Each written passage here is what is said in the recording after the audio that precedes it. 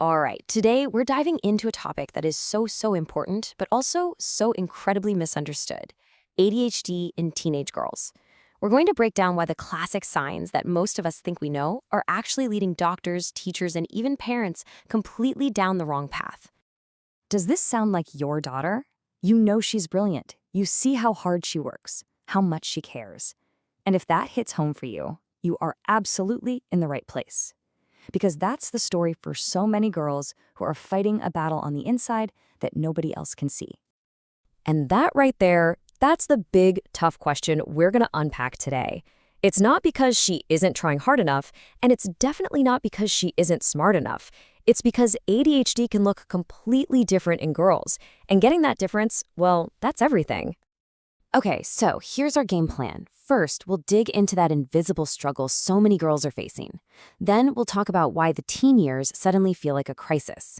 We're also going to expose the dangerous misdiagnosis trap. And most importantly, we'll give you a clear roadmap for getting a diagnosis and building the resilience she needs. So here's the thing. Almost everything we think we know about ADHD was built by observing hyperactive little boys. And because of that, the entire system has this massive blind spot. It's practically designed to miss girls whose symptoms just don't fit that old, outdated mold. Let's just look at the difference here, because it's huge. Where a boy might be running around the classroom, a girl's hyperactivity is often happening inside. Her mind is racing a million miles a minute.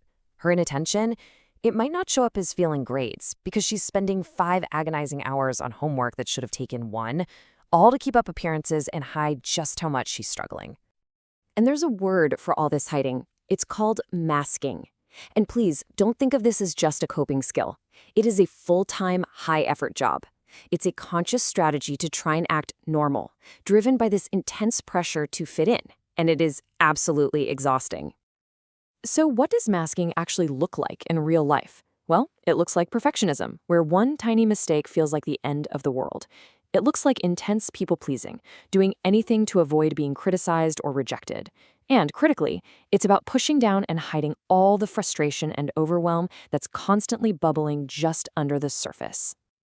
And this really gets to the absolute tragedy of the situation. A girl who is masking so hard that she's still getting good grades is often told she can't possibly have ADHD. The system basically punishes her for her incredible effort by completely ignoring her, leaving her to deal with all that stress and anxiety completely alone. Now, let's talk about how this quiet, internal struggle can suddenly explode into a full-blown crisis during the teenage years. Because just when school and social life get way more complicated, a whole new factor comes into play that makes everything 10 times harder: hormones. I mean, if you've been watching your daughter enter puberty and thinking, what happened? Everything just got so much harder for her.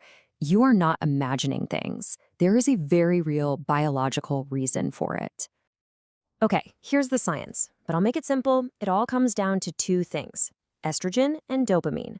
Estrogen is a key player in regulating dopamine, which is the main neurotransmitter involved in ADHD. So when estrogen levels drop, especially in that week right before her period, dopamine goes haywire. All of her ADHD symptoms can suddenly get way worse in a totally predictable cycle. The hormones don't cause ADHD, but man, can they ever unmask it? And you can see how this creates a huge problem for treatment, right? A standard daily medication might work great for a couple of weeks, but then suddenly seem to stop working when her estrogen is low. This isn't her fault, and it's not the medication's fault. It's a failure to take female biology into account. So what happens when all of this is missed? Well, the symptoms don't just vanish. They morph, and they get labeled as something else. This leads to a whole cascade of misdiagnoses that can have truly devastating long-term consequences. I want you to just take a second and really let this number sink in. 93%. A staggering 93% of women with ADHD also have at least one other diagnosis. This isn't a small overlap. It is the overwhelming norm. And what are those other diagnoses? Well, no surprise here. Anxiety and depression are at the very top of the list. A doctor sees the distress, the worry, the sadness, and diagnoses that. But they're only treating the symptom, not the cause.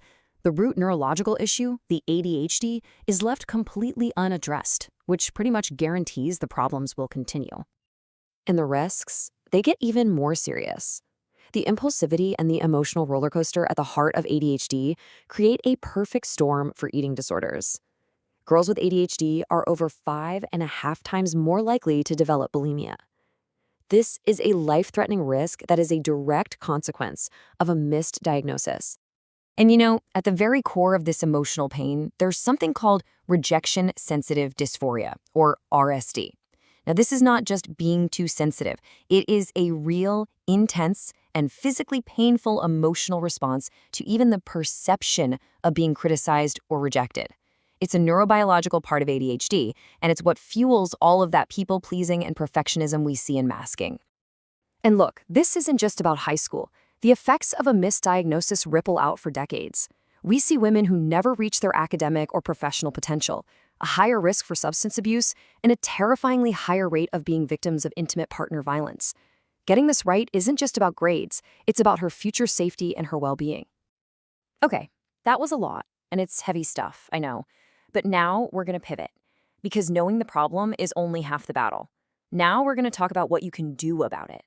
Getting the right diagnosis is totally possible, but it almost always requires you, the parent, to be a powerful, informed advocate. So here it is, your 4-step game plan. Number 1, know these girl-specific signs we've talked about. 2, become a detective.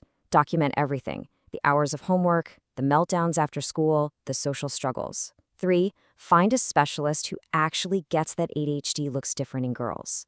And 4, and this is crucial, do not let a doctor or a school dismiss your concerns because she gets good grades.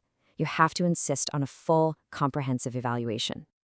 So once you get that diagnosis, the journey isn't over. The next step is all about building a support system, a scaffold around her that allows her unique brain to thrive, not just barely survive. And that means using targeted strategies for her specific challenges. And this is such a practical way to look at it. You're not just throwing things at the wall to see what sticks. You're connecting a specific struggle, like time management, to the real-world problem it causes, like late projects, and then matching it with a specific tool, like a plan to break that project into tiny, manageable steps. It's about getting to the root of the problem. And that, right there, is the mindset shift we need. These supports, these accommodations, they are not a crutch. They're not an excuse. They are the tools that level the playing field. They're what allows her incredible intelligence and work ethic to finally shine through. So, I want to leave you with this one final question. For their whole lives, these girls have been told to just try harder, just focus, don't be so sensitive. But what if the answer was never about more effort? What if it was always about more understanding? Because when we finally understand how her brain is wired, we can give her the right tools and then just get out of the way and watch her soar.